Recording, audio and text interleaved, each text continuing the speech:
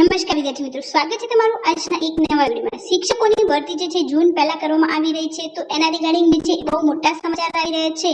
ચૂંટણીની અસર શિક્ષકોની ભરતી પર ન પડે એમના માટે જે છે એ 3 મોટા નિર્ણય લેવામાં આવી રહ્યા છે અને શિક્ષણ મંત્રી વિલંબ કરનાર અધિકારીઓને પણ ખખડાવવામાં આવી રહ્યા છે। તો આજે આપણે આ વિડીયોમાં એની સંપૂર્ણ ચર્ચા કરવાના છીએ કે 3 મોટા સમાચાર શું છે અને શું જૂન પહેલા ભરતી થઈ જશે કે નહીં, એની સંપૂર્ણ ચર્ચા આજે આપણે વિડીયોમાં કરવાના છે। તો વિડીયોમાં લાસ્ટ સુધી જરૂરથી બન્યા રહો, જેથી તમને આની સંપૂર્ણ ઇન્ફોર્મેશન જે છે એ મળી રહે। અને જો ચેનલ પર નવા હોય તો આવી તમામ માહિતી મેળવવા માટે ચેનલને સબસ્ક્રાઇબ કરી અને ટેલિગ્રામ ચેનલની લિંક ડિસ્ક્રિપ્શન અને કોમેન્ટની અંદર પિન કરેલી છે, ત્યાંથી જરૂરથી જોઈન કરી લેજો। શરૂ કરીએ આજનો આ વિડીયો।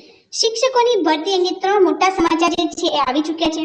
ચૂંટણીની અસર શિક્ષકોની ભરતી પર પડશે કે નહીં એની સંપૂર્ણ ચર્ચાની અંદર ઇન્ફોર્મેશન આપેલ છે।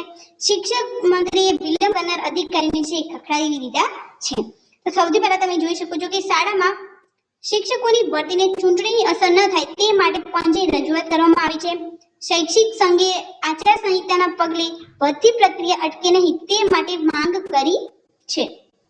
ત્યારબાદ તમે જોઈ શકો છો કે રાજ્યના શિક્ષણ વિભાગ દ્વારા સરકાર તથા ગ્રાન્ટેડ પ્રાથમિક માધ્યમિક અને ઉચ્ચતર માધ્યમિક શાળાઓમાં વિદ્યા સહાયક તથા શિક્ષણ સહાયકની ભરતી ચાલુ રાખવા માટે શૈક્ષણિક મહાસંઘે ચૂંટણી પંચને રજૂઆત કરી છે કે તાજેતરમાં સ્થાનિક સ્વરાજ્યની ચૂંટણીઓ જાહેર થઈ હોવાથી આચાર સંહિતાના પગલે ભરતી પ્રક્રિયાને અસર ન થાય તે માટે રજૂઆત કરવામાં આવી છે। તો આ જે છે શિક્ષકોની ભરતી જૂન પહેલા થઈ જાય છે, જે સ્કૂલ ઉઘડે એ પહેલા થઈ જાય એના માટે જે છે રજૂઆત કરી દેવામાં આવી છે, જેમાં જે છે ઉમેદવારોને ફાળવાયેલી નિમણૂક આપવા તથા ઉમેદવારોને શાળામાં હાજર થવા ભરતી સંલગ્ન તમામ પ્રકારની પ્રક્રિયા ચાલુ રાખવા મંજૂરી આપવા માટે માંગણી કરવામાં આવી છે। ગુજરાત રાજ્યની સરકારી તથા અનુદાનિત શાળામાં વિદ્યા સહાયક તથા શિક્ષણ સહાયકની જગ્યાની માટે જાહેરાત ઓગસ્ટ 2024 ની આસપાસ જે છે એ કરવામાં આવી હતી। તો આની અંદર જે છે વિલંબ ન થાય એ માટે જે છે આ રજૂઆત કરવામાં આવી છે અને વર્તમાનમાં તેમની ભરતી પ્રક્રિયા અંતિમ તબક્કામાં ચાલી રહી છે।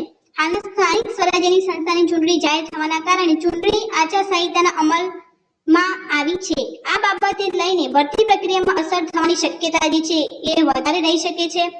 ખાસ કરીને આ ભરતી પ્રક્રિયા જે છે સંપૂર્ણ રીતે મેરિટ તથા સિનિયોરિટીના આધાર પર પારદર્શક રીતે ચાલવામાં આવી રહી છે। તો તમે જોઈ શકો છો કે પારદર્શક રીતે આ ભરતી થઈ રહી છે, પરંતુ જે છે ચૂંટણીના કારણે આની અંદર થોડા ઇશ્યુ આવી શકે છે અને એના રિગાર્ડિંગ જે છે શિક્ષણ મંત્રી દ્વારા જે અધિકારીઓ હોય એમને પણ ખખડાવવામાં આવે છે। શિક્ષકોની ભરતી પ્રક્રિયા સ્થગિત કરનાર જે સ્કૂલ કમિશનરને શિક્ષણ મંત્રીએ ખખડાવી નાખ્યા છે। તો ચોક્કસપણે શિક્ષણ મંત્રી આની અંદર કડક પગલાં લઈ રહ્યા છે, જેથી જૂની પહેલા જે છે ભરતી થઈ જાય। ચૂંટણી આચાર સંહિતાના નામે ભરતી પ્રક્રિયાનું કેલેન્ડર ખોરવાતા મંત્રી ધુઆકુઆ થઈ રહ્યા છે। આચાર સંહિતાના નિમણૂક પત્રમાં નડે ભરતીમાં નડે તેમ ન હોવા છતાં નિર્ણય લીધો જે છે આ ચૂંટણીના લીધે આને બહુ બધા ઇશ્યુઝ આવી શકે છે।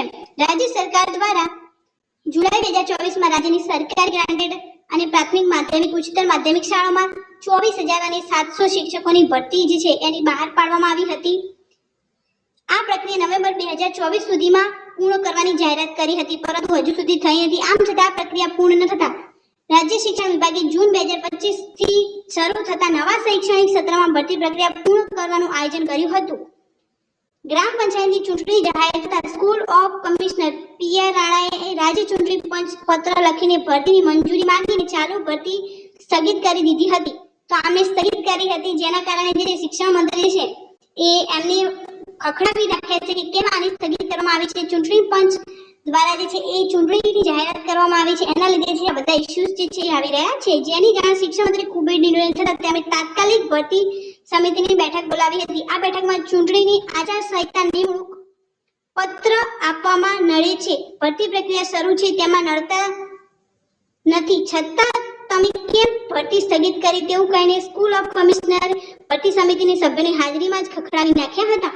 તો તમે ચોક્કસપણે જોઈ શકો છો કે શિક્ષણ મંત્રી દ્વારા અંદર કડક પગલાં લેવામાં આવી રહ્યા છે અને ચોક્કસપણે જે છે આ ભરતી જે છે એ થવા જઈ રહી છે અને જૂન પહેલા જે છે આ ભરતીનું રિઝલ્ટ જે છે આવી શકે છે। ત્યારબાદ તમે જોઈ શકો છો ત્રીજી ન્યૂઝ એ છે કે પ્રાથમિક શાળામાં મુખ્ય શિક્ષકોની બદલી કેમ 15 જૂન પહેલા પૂર્ણ કરી દેવામાં આવશે। પ્રાથમિક શાળાના જે મુખ્ય શિક્ષકોની બદલી જે છે એનો કેમ 15 જૂન પહેલા જે છે પૂર્ણ કરી દેવામાં આવવાનો છે।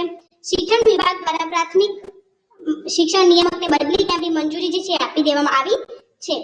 રાજ્યની પ્રાથમિક શાળામાં મુખ્ય શિક્ષકોની બદલીમાં સિનિયોરિટીના ગણતરીની વિસંગતતાના ફેરફાર કરવાનો નિર્ણય કરવામાં વિલંબ થતા તાજેતરમાં પૂર્ણ થયેલ જિલ્લા ફેરબદલી કેમ ઘણા આચાર્યોને અરજી કરી નહોતી, જેના પગલે રાજ્યમાં શિક્ષણ વિભાગ દ્વારા પ્રાથમિક શિક્ષણ નિયામકની કચેરી બીજી વખત કેમ્પ યોજના માટે મંજૂરી આપતો પરિપત્ર પ્રસિદ્ધ કરાયો હોવાનું જાણવા મળે છે, જેમાં શિક્ષણ વિભાગ દ્વારા 15 જૂન પહેલા કેમ્પની કાર્યવાહી પૂર્ણ કરવા માટે સૂચના આપી દેવાનું હોવાનું જણાયું છે. તો 15 જૂન પહેલા જે છે એ શિક્ષકોની ફેરબદલીનો કેમ્પ જે છે એ યોજવાનું જે છે નક્કી કરી દેવામાં આવ્યું છે અને પ્રાથમિક શિક્ષકોની બદલી જે છે એ 15 જૂન પહેલા જે છે કરી દેવામાં આવશે અને ભરતી પણ જે છે જૂન મહિનાના સ્ટાર્ટિંગ સુધીમાં થઈ જશે, કેમ કે સ્કૂલો જે છે એ જૂનમાં ઓપન થવાની ત્યાં સુધીમાં ભરતી પ્રક્રિયા જે છે પૂર્ણ થઈ જશે. તો તમે આ 3 મોટા સમાચાર જોઈ શકો છો કે શિક્ષણ મંત્રી દ્વારા પણ અધિકારીઓને ખકડાવવામાં આવી રહ્યા છે કે તમે કેમ જે છે આ ભરતી બંધ કરી છે. તો ચોક્કસપણે જે છે એ આ ભરતી પ્રક્રિયા પૂર્ણ થઈ